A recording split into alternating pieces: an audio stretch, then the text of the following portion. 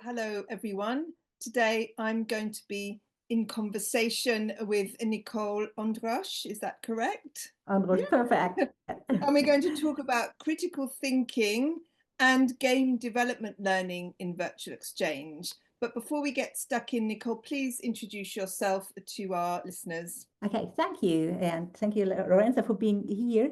I'm Nicole from Heilbronn University. I think no one really knows Heilbronn. It's in You do at the south. UNICollaboration? It's the south of Germany, not far away from Stuttgart and Heidelberg. Heidelberg is probably more known for those who being in Germany on the touristic side. And I'm teaching there at the Faculty of Informatics, and I am a professor for software engineering and digital transformation for now, I think about 5 years or so. So I started directly into Corona and the shutdown here, the lockdown here, especially during that time. We saw a virtual exchange and international learning firstly, and getting the first contacts, and then tried out just a little bit of those international learning by some experiments and learning. So today we're going to talk about critical thinking that involves questioning, analyzing, interpreting, evaluating and making judgments, and game development learning and the link with virtual exchange. So how does virtual exchange work with these two elements, the critical thinking and the game development learning? Okay, I may start with one example that won't explain everything, but perhaps shows some substantial points. When we talk about digital transformation, for example, we often talk about digitizing some certain aspects of our lives or so. And when we had one virtual exchange program with some students from Venezuela, and it was about digitalization and certain issues and so on. And they started to tell us what they experienced, and they all have experienced those time 2017, I think, in Venezuela. So all of them, missed a friend or some got injured and so on. So they had all their stories about what they had experienced. And when we talk about digital transformation, and they had firstly in mind social media and the possibility to show the world what's going on in their places. And then they told their stories. And for my students, I think it was the first time they really felt how other people live. Sorry to interject. Can I just ask, you're talking 2017 Venezuela. Give some context as to what was happening in Venezuela in 2017 for our listeners. Maybe that's not so clear. The stories of the students where there were some demonstrations, and students started to go out on the streets demonstrating against we're the talking regime. about unrest and instability and things like that on the streets. So that is what they did. It was dangerous going out to that time. So one of the students told us this, one of her friends lost an eye during that demonstrations. Other no friends that disappeared and never came back. So there were stories that you usually do not experience when you live in Germany, stories that you don't associate with digital transformation, or that you don't have any idea that digital transformation could be any solution to all of those problems. And so virtual exchange, it was a possibility to get in this personal contact with that people that were nearly at the same age as my students, a little bit older, 23, 24, 25, 26, so in that age. And my students are perhaps 21, 23, some are older, but nearly that age. Early 20s. Early 20s. You made this a virtual exchange collaboration with Venezuela. So can you explain to our listeners how the critical thinking element and the game development elements work together? Because it's quite sounds quite complicated to me. So how did that work? Can you outline quite simply how Claudia and me, we started using existing games for our students to learn. So there are different wins, especially in computer science. There's a possibility to learn some Boolean expressions with Minecraft and so on. So we started to use those possibilities. But what we found out, and what a lot of others found out as well, is the usual association our students have with gaming here is another thing than with learning. So they get kind of disappointed when they start to play those serious games. This was the first thing. And the second was, if you want to really develop good games, great games for students to learn, great educational or serious games for them to learn, it is very, very, very expensive.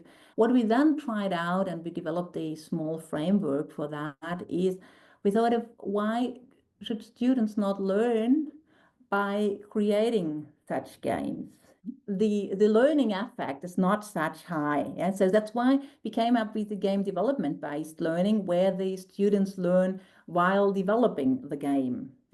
We asked the students to develop a game, and they were completely open which kind of game, but they should develop a serious game where players of the game could learn something on digital transformation and how digital transformation can help to solve certain issues. And while doing so, that's why they thought of what is digital transformation, and what does it mean for me, and what does it mean for my personal life. And then students came when firstly thinking of what is the topic of our game, what do we want to teach players of the game. So they come into discussions with the other students. So the Venezuelan students told their stories, as I mentioned. My students told their stories, and they try to find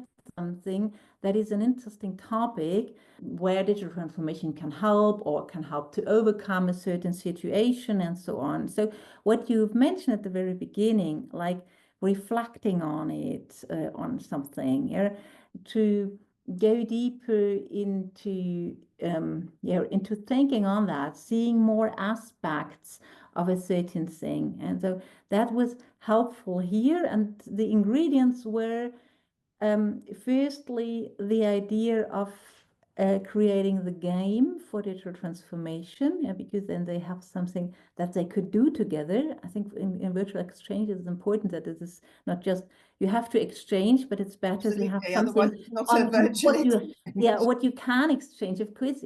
And the second was really that they have both sides had their stories on digital transformation, and they were so differently. And this is a thing that you only get when doing digital transformation. You can do game development based learning without without virtual exchange. With virtual exchange, you can have the two very, very different stories and aspects, perspectives, and all that. Just a point of clarity. I'm assuming your students are computing students. Yes. And the Venezuelan students the same discipline or not? No, in this case, so my students, you're completely right, were computer science students, software engineering students from our faculty, bachelor students. And the Venezuelan students, they studied transmedia journalism. And what we understood is that you have different roles in game development. And this needs to be designed. So there's I don't know, a hero, and a villain in the game or whatever, and he needs to have a certain look, or so he has to be designed. And this is what those transmedia students, transmedia journalism students could do. You need a story for the whole game.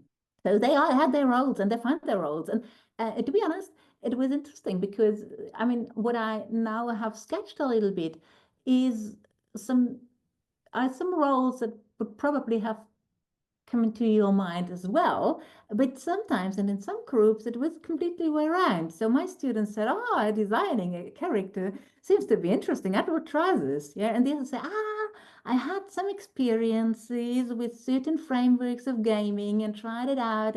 And so let me do this. It was moreover that they found their personal group work into that group. So. And what did they deliver? What came out of all of this? Yeah, great games. And by the way, they were not only virtual ones. So they had also some board games as well.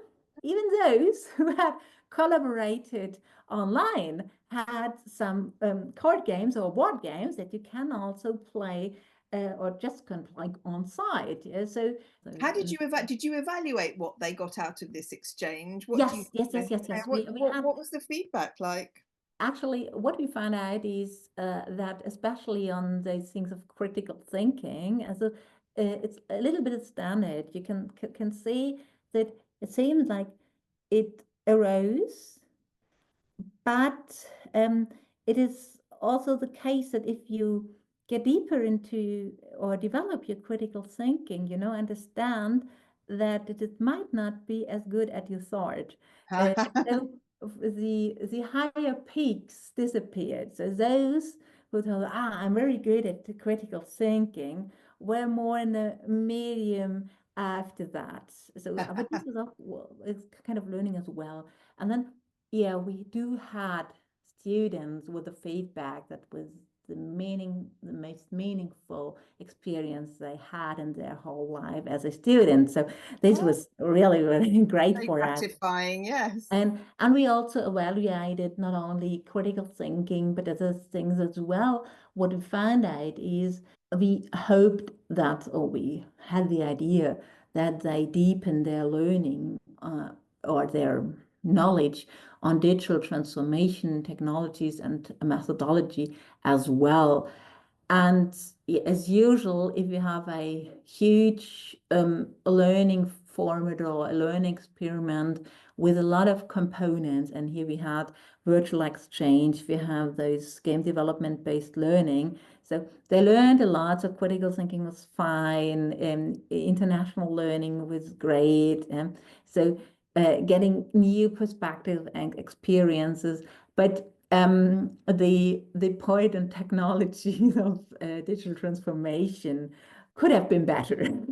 So they learned a little bit less on that. So Okay.